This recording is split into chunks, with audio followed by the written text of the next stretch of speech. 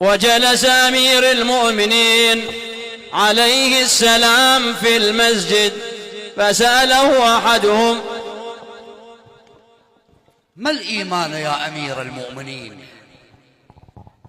الإيمان على 4 دعائم: على الصبر واليقين والعدل والجهاد. والصبر منها على 4 شعب: على الشوق والشفق والزهد والترقب.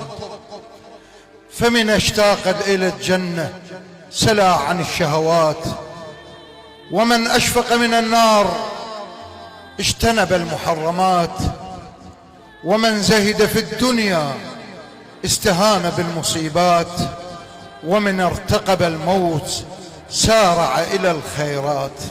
وأما ابن ملجم لعنه